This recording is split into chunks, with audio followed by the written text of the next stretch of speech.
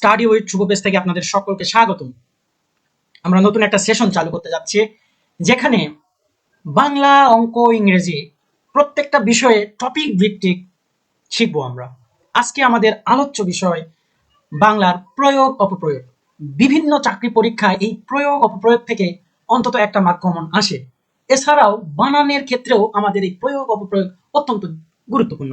চলেন আমরা একটু শেখার চেষ্টা করি। আজকে আমরা একটা রুল শিখবো, এরকম ভাবে প্রত্যেকটা দিন একটা একটা করে রুলস আমরা শিখবো, একটা একটা করে নিয়ম শিখবো। এইভাবে আমরা টপিক শেষ করব এবং টপিক শেষে আমরা একটা পরীক্ষারও আয়োজন করেছি। চলেন সেটা শুরু করা যাক। স্যার, প্রয়োগ অপপ্রয়োগটা কি স্যার? যে কোনো শব্দের শুদ্ধ বা সঠিক ব্যবহারের নাম হলো প্রয়োগ। কি বললাম স্যার? যে কোনো শব্দের শুদ্ধ বা সঠিক ব্যবহারের নাম হলো প্রয়োগ। আর কি স্যার? ভুল ব্যবহারের নাম হচ্ছে, বা ভুল ব্যবহারকে বলা হচ্ছে অপপ্রয়োগ।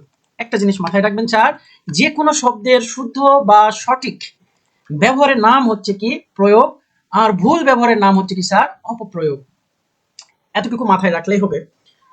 ভাষার অপপ্রয়োগ কয়েকটি কারণে ঘটে। কারণগুলো কি কি স্যার? 1, উচ্চারণ দোষে। 2, শব্দ গঠন ত্রুটিতে। 3, শব্দের অর্থগত বিভ্রান্তিতে। তাহলে কি স্যার কয়টি কারণে ঘটে? 3টি কারণে ঘটে। কি কি? উচ্চারণ দোষে, শব্দ গঠন ত্রুটিতে এবং শব্দের অর্থগত বিভ্রান্তিতে। এখন আমরা কিছু নিয়ম শিখবো। আমরা আজকে জাস্ট একটা নিয়ম শিখবো। কয়টা স্যার? একটা নিয়ম। কি স্যার? নিয়মটা হচ্ছে দুটি বহুবচন একই অর্থবোধক দুটি শব্দ থাকলে, অর্থাৎ দুটি বহুবচন বা একই অর্থবোধক দুটি শব্দ থাকলে তার একটি বাদ দিতে হবে। তার একটি কি করতে হবে স্যার? বাদ দিতে হবে। কি করতে হবে? বাদ দিতে হবে। আমরা এখানে এক নিয়মটা কি স্যার মাথায় রাখেন। আমরা অনেক প্র্যাকটিস করব, তখন কিন্তু সব ক্লিয়ার হয়ে যাবে, পানির মতন সহজ হয়ে যাবে। তাহলে কি স্যার? দুটি বহুবচন যদি থাকে একটি বাদ দিতে হবে, অর্থাৎ একই অর্থবোধক দুটি শব্দ থাকলে একটি বাদ দিতে হবে।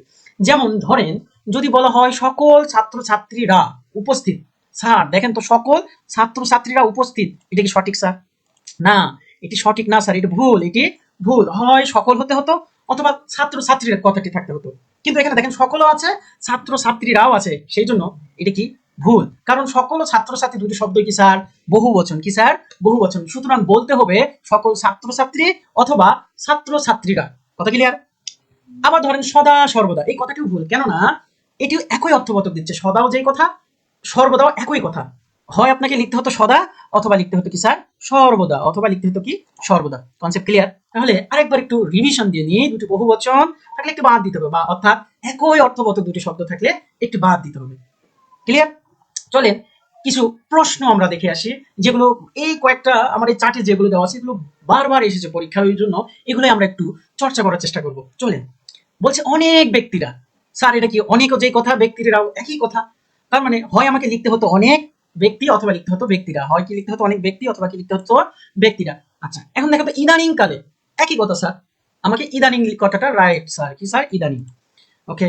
প্রতি ঘরে ঘরে, স্যার এটাও ভুল। হয় লিখতে হতো প্রতি ঘরে অথবা লিখতে হতো ঘরে ঘরে, অথবা কি লিখতে হতো? ঘরে ঘরে। ওকে। ভাষাভাষী, স্যার এখানে ভাষী, একই কথা স্যার।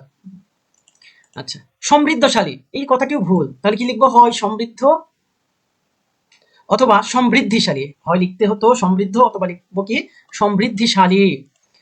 অশ্রু জল, স্যার দেখেন তো, অশ্রু যেই কথা, জলও সেই কথা না? তাহলে লিখতে হতো হয় অশ্রু অথবা জল। হয় অশ্রু অথবা কি স্যার? হয় জল। দুটার মধ্যে একটা লিখলেই রাইট হবে। কর্তৃপক্ষগণ, স্যার কর্তৃপক্ষ মানে তো ওই গণকেই বোঝাচ্ছে, আবার গণ আলাদা করে লিখার কোনো প্রয়োজন আছে? এই জন্য এটাও ভুল। কি লিখতে হবে? কর্তৃপক্ষ। কি লিখতে হবে? কর্তৃপক্ষ। ফল ফ্রুট, ফল ফ্রুট, ফলও যেই কথা, ফ্রুটও একই কথা স্যার। তার মানে এখানে আমাদের বাহুল্যজনিত দোষ হয়েছে, তাই আমরা লিখবো কি? হয় ফল লিখবো না ফ্রুট লিখবো। আচ্ছা, কেবলমাত্র, কেবলও যেই কথা, কেবলও যেই কথা, মাত্র একই কথা। তার মানে আমরা হয় কেবল লিখবো নয়তোবা মাত্র লিখবো। কথা ক্লিয়ার স্যার? সুবুদ্ধিমান, সুবুদ্ধিমান, সুবুদ্ধি, সুবুদ্ধিমান একই কথা স্যার। কি লিখবো? হয় সুবুদ্ধি লিখবো, সুবুদ্ধি লিখবো, নয়তোবা কি লিখবো স্যার? বুদ্ধিমান। নয়তোবা কি লিখবো? বুদ্ধিমান। নয়তোবা কি লিখবো? বুদ্ধিমান। দেখেন তো, শুধুমাত্র, শুধু যেই কথা, মাত্র একই কথা। তার মানে আমরা রাইট কি লিখবো স্যার? শুধুমাত্র। শুধুমাত্র, সদা সর্বদা, এটা উপরে আমরা শিখে আসলাম, সদা অথবা সর্বদা। ফলশ্রুতি, হয় ফল লিখবো নয়তোবা ফলশ্রুত হয় না, ফলশ্রুতি হয়। হয় ফলশ্রুতি অথবা ফল। চলাকালীন সময়, একই কথা, চলাকালীন লিখবো। আমরা কি লিখবো? চলাকালীন লিখবো। সবিনয় পূর্বক, এখানে কি স্যার? একই বিষয় আসতেছে। হয় সবিনয় লিখবো নয়তোবা বিনয় পূর্বক লিখবো। হয় সবিনয় লিখবো নয়তোবা কি লিখবো? বিনয় পূর্বক। সবগুলো দিয়ে একই বোঝাচ্ছে না? সবগুলো আর সব কি আলাদা? একই। তার মানে এটাও বাহুল্য দোষ। আমরা কি লিখবো? সব লিখবো, সব। তাহলে আকণ্ঠ পর্যন্ত, আকণ্ঠ যে কথা পর্যন্ত একই কথা স্যার, অর্থাৎ লিখবো আমরা হয় আকণ্ঠ মানে কণ্ঠ পর্যন্ত, বা অথবা লিখবো হচ্ছে কণ্ঠ পর্যন্ত। ঠিক আছে স্যার? ওকে। সকল আলেমগণ, স্যার এখানে সকল দেওয়া আছে, সকল দিলে আলেমগণ দেওয়ার কি প্রয়োজন? সকল হবে না, হয় সকল আলেম হবে অথবা কি হবে স্যার? আলেমগণ বলতে সকলকেই বুঝাচ্ছে। আলেমগণ কাকে বুঝাচ্ছে? সকলকেই বুঝাচ্ছে। বিবিধ প্রকার, এখানে প্রকার তো একই, বিবিধ যে কথা প্রকারও সেই কথা। এখানে বাহুল্য দোষ হচ্ছে, তাই আমরা কি লিখবো? বিবিধ লিখবো। কি লিখবো স্যার? বিবিধ লিখবো। কি লিখবো? বিবিধ লিখবো। সময়, সমকালীন সময়, এখানে কি হবে স্যার? সমকালীন হবে। কি হবে? সমকালীন হবে। সাবধান পূর্বক, এখানে কি হবে স্যার? সাবধানে হবে। কি হবে? সাবধানে হবে। সাম্প্রতিক কাল, স্যার এখানে সাম্প্রতিক অথবা সম্প্রতি লিখবো, সম্প্রতি। এই ছিল আজকের আমাদের আয়োজন। আমরা পরবর্তীতে রুল নাম্বার 2 নিয়ে আলোচনা করব। এতক্ষণ আমাদের ভিডিওটি দেখার জন্য আপনাদেরকে অসংখ্য অসংখ্য ধন্যবাদ। আর এই ভিডিওটি যদি আপনাদের ভালো লেগে থাকে তাহলে অবশ্যই অবশ্যই লাইক, কমেন্ট এবং শেয়ার করবেন। ধন্যবাদ সকলকে।